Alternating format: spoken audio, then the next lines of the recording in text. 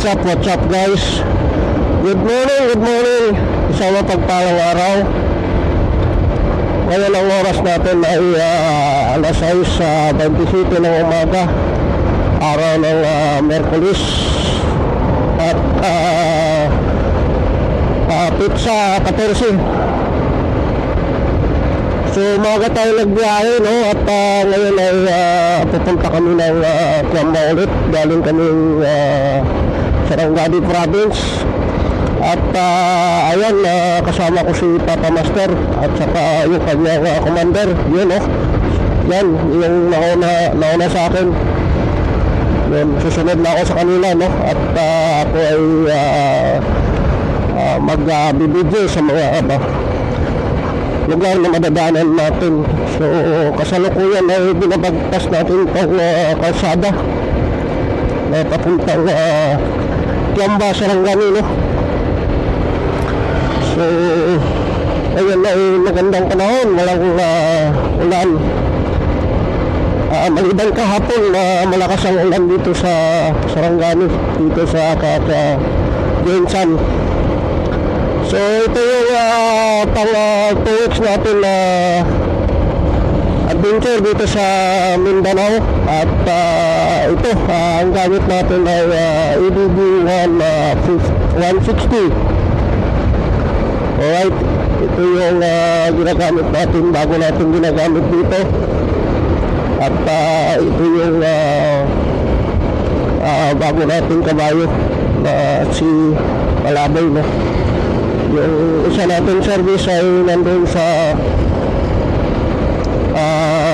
Bigos na ginagamit din ng doon, no? Ginagamit pagka-service. So ito, pansamantala ito muna ang gagamitin natin. At sa mga susunod na araw, back to Manila na tayo. At doon na naman ako magtatambay. So tapos na yung ating adventure dito sa Mindanao. So babalik tayo ng Manila at doon ako mag-stay na naman. So ayun, at ito ay babalik kami ng Kiamba at meron na kami aasikasuhin ulit. Ipapakita ko sa inyo yung lugar ng Kiamba, yung pinupuntahan ko palagi kasi napakagandang lugar yun. At syempre lagi natin binabalik-balikan. So sa tuwing ay pumupunta tayo ng Mindanao, hindi tayo dumalaw dito sa Kiamba, Sarangani kasi napakaganda yung lugar nila, diba? Makikita nyo yung kahit itong kalsada lang, napakaluwag. Walang traffic kasi maabot siya ng 4 lane, 6 lane. Diba? Yan. Tuloy-tuloy lang tayo at very smooth na yung umaga natin ngayon. Dahil napakaganda at maliwalas ang panahon. Alright? So, ngayon ay dito pa tayo sa part ng Gensan, no? At mamaya makikita natin yung arko na nakalagay ay Sarangani Province. Yun. Dito na tayo sa may checkpoint. Lapit na yung boundary ng Gensan at saka Sarangani, no? Yan, bali may checkpoint dito pero hindi naman sila nang harang. Yun, kahapon pala dun sa sentro, bali na checkpoint tayo dun at hindi tayo nakapagsapatos. Ngayon hindi pa rin tayo nagsapatos pero nadala naman natin sa pakiusap, no? Although pwede naman tong sinilas natin dahil naman, mas naman sarap, no? Hindi naman siya flip-top na sinilas. Siyempre nakipag-usap lang tayo ng ayos dun sa enforcer dahil kahapon ay parang ulan kaya hindi ako nagsapatos. So yun lang ang binahilan ko, no? Para Ay, hindi tayo matikitan. Pero kung natikitan tayo, wala nang full na, tutubusin na lang natin ng maayos. Kasi yun nga at naglabag tayo sa violation ng traffic ng concern. So sa mga ganung senaryo, siyempre hindi tayo pwedeng makipagtalo sa mga kung alam natin na mali tayo, susundin natin yung batas nila, diba? So ayan, sa sunod na tulay na to, yun na yung boundary, no? Makikita natin mamaya yung pinaka-arco ng boundary nila. So napakagandang lugar, makikita nyo naman, no? Ang mga bundok at syempre sa tabing dagat, no?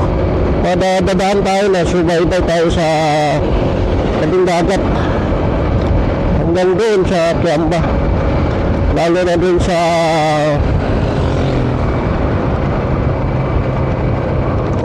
may checkpoint na school ata to. Yun, school.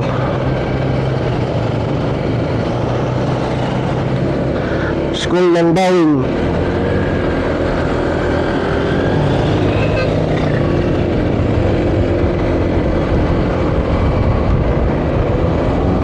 Yun, bali mula Jensan to Kiamba, kulang-kulang higit kumulang ng 90 kilometers. So dahil nakakamboy lang tayo kay Papa Master, abutin ko ng 2 oras tatakbuhin natin. Pero pagka halimbawa tayo lang mag-isa, kaya natin takbuhin nyo ng 1 oras.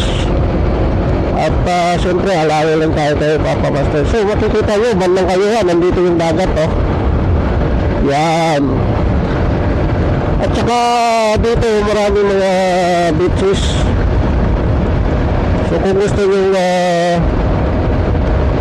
mag-tour or mamasyal dito, dito yung pinaka maganda at marami kang mapapasukan na mapupuntahan ng mga beach na makapag-relax ka kasama yung pamilya mo. O, diba?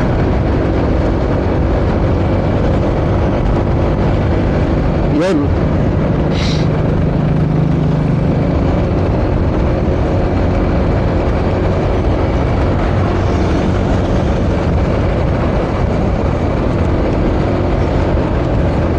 Yan, isang likod pa.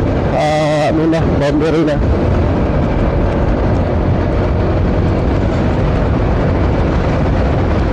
Yan. Yan, pagkakaon natin, boundary na yan.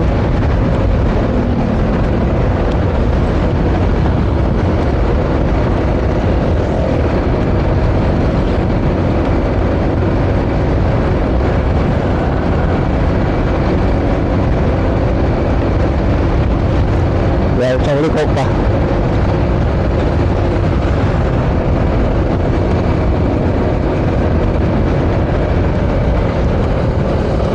So matibay pa rin yung ito ni Papa Master kasi ito pa yung gamit namin noon mula nung galing kami ng Manila.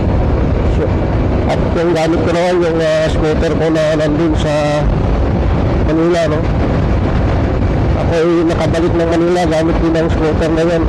Pati siya nagpaiwan na dito.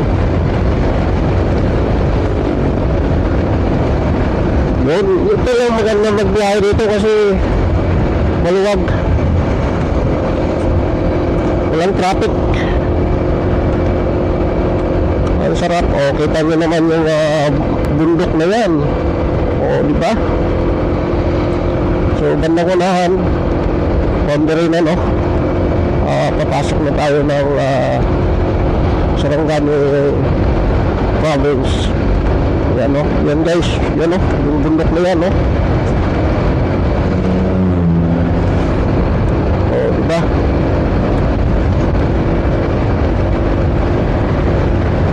Alright, so bali ito na yung arko ng boundary nila. Yung Ayan guys, makikita nyo, welcome to Sarangani Province. O, di ba? So, ayan, no? Welcome to Sarangani Province.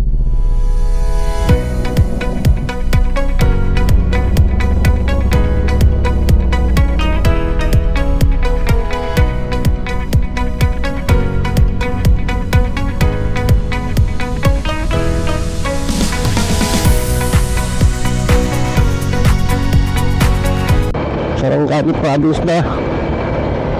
So bali ito ay sakop na ng Sarangani, yung sa kabila sa Jinsan, no? Yan, welcome to Sarangani Province. At dito makikita natin yung arko, tulay. Yan, tulay.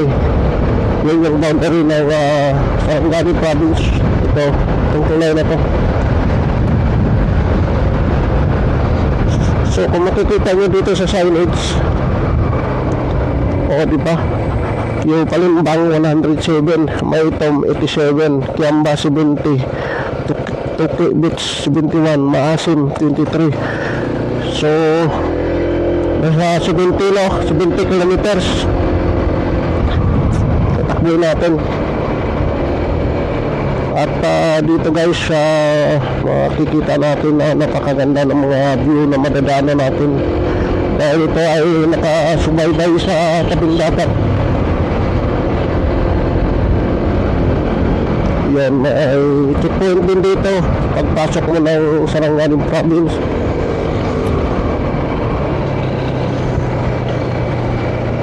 Yan, checkpoint din sila.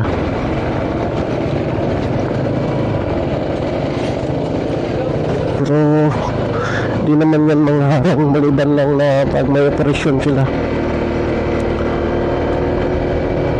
So yun, tuloy-tuloy pa tayo, no? Ayan si Mars, nag-video din. Hello, shout out! Shout out, shout out!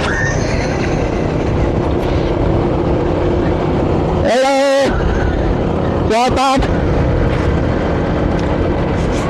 Nag-video din si Mars, so upload din niya sa kanyang page. So ayan, talit-talit tayo. Talit-talit lang tayo, no? So yung mga bata, mga estudyante, ganun lang naglalakad at papasok ng school.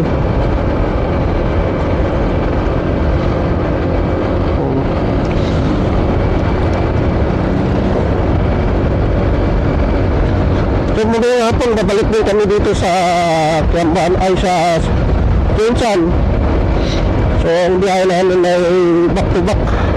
Meron lang kami sitasuin doon, saglit.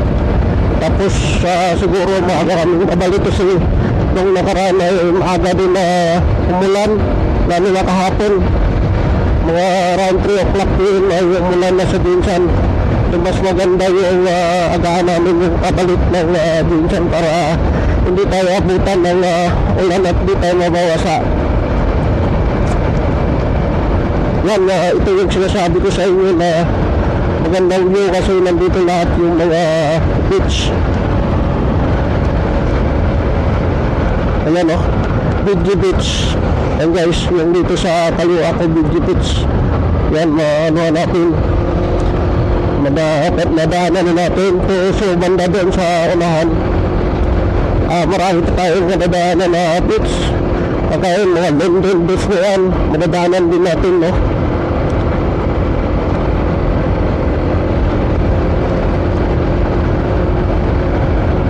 Mamaya yung Pacman Beach, yung pagmamayari ni Pacquiao, no? Madadaanan din natin.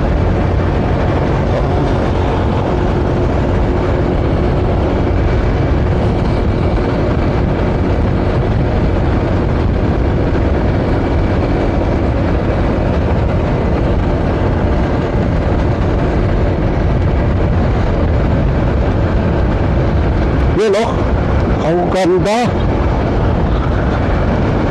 Ang ganda ng kapaligiran.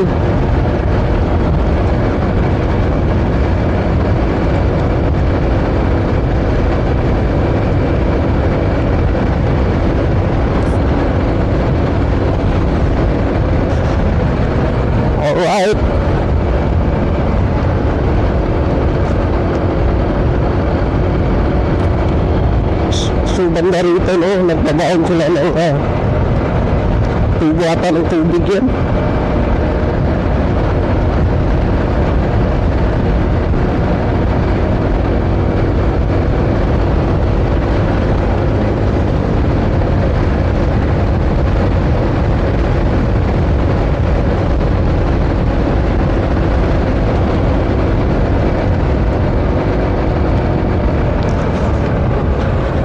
Yan, dito.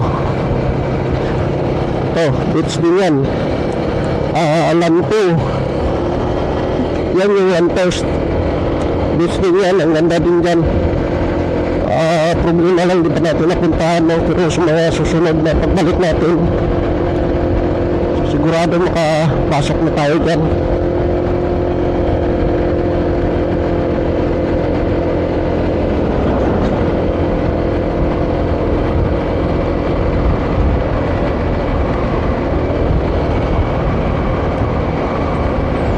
Ito yung pinaka-park nila. Mag-picture-picture ka. Yan, kasi nakita nyo naman ang view. Napakaganda. Oo, di ba?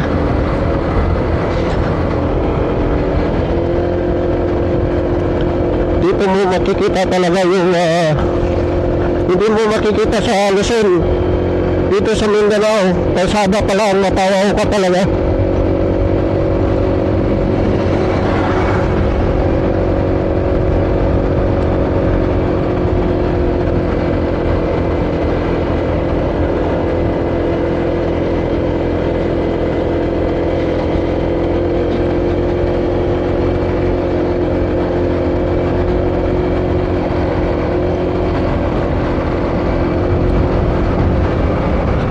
Yan.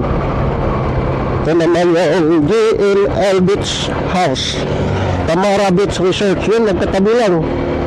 Ang ganda din dyan.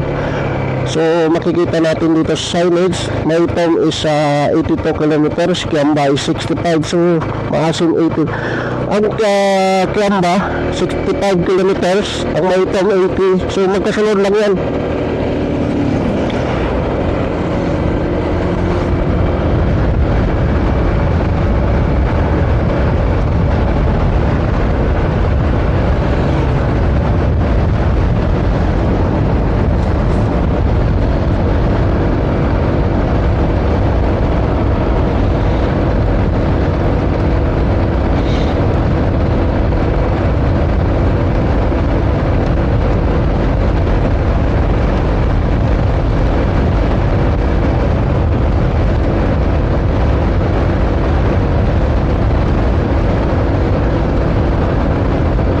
Yan kay sunod na beach kay Takman.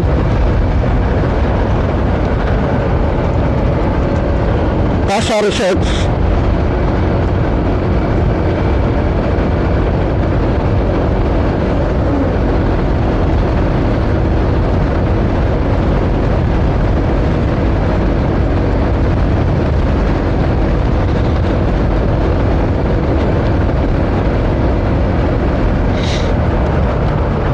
Ito yung beach ni Bacman. Yan o, Bacman Beach Resorts.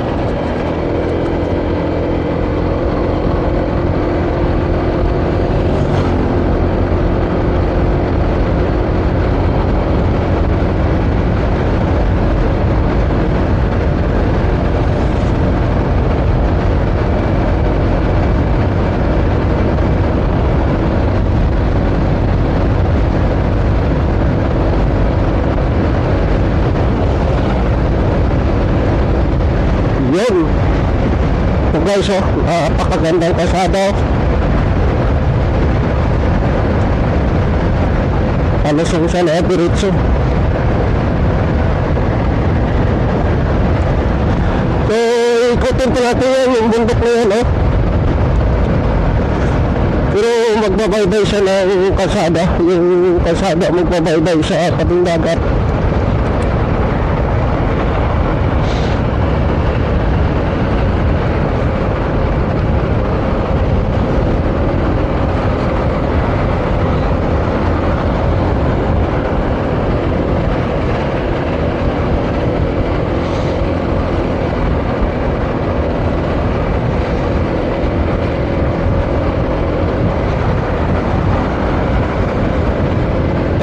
sa Ganda ay 60 kilometers pa.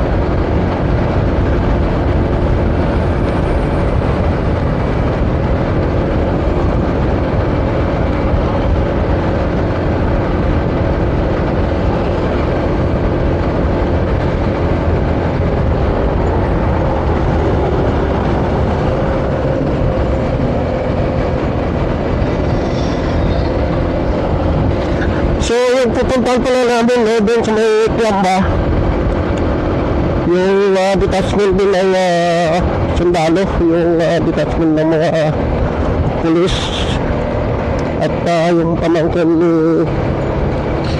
Papa Master ay gusto niya na may papagawa, saglit lang naman daw yun. At yung detachment na yun malapit lang din doon sa pinupuntahan din namin bahay, yung sa mama ni Papa Master. Kaya siguro mamaya tanghali doon na kami mag-lunch, at pagdating ng hapon pabalik ulit kami ng Jensen. So itong motor gamit natin ay ADB 150. Nagkarga lang tayo ng 150 piso, no, kasi matipid naman to, at yung full tank nito halos 300 piso lang. So kita nyo naman yung gauge na halos kalahati na, no. So napakatipid siya. Yan, oh, kikita nyo dito may G9 bits din yan. Sa mga sunod na balik natin dito, sasagay natin lahat yan at ipapakita ko sa inyo.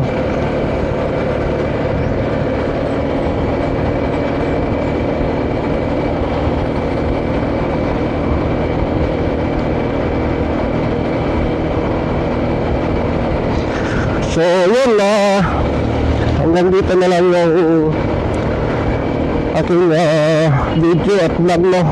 To be continue na lang to. Mamaya kami bagong part na naman, pero tuloy-tuloy ito. Huwag kayong magsawang manood sa aking mga video. Maraming salamat sa mga nagsusupport, sa solid supporters. Thank you very much. At sa mga hindi pa nakapag-subscribe, please subscribe and support my YouTube channel, yung aking Facebook page, Palaboy Venture. At minsan din tayo madalas nag-upload, no, yung mga, lalo na yung mga short video natin. Ito natin nila-upload sa ating Facebook page. So dito checkpoint na naman.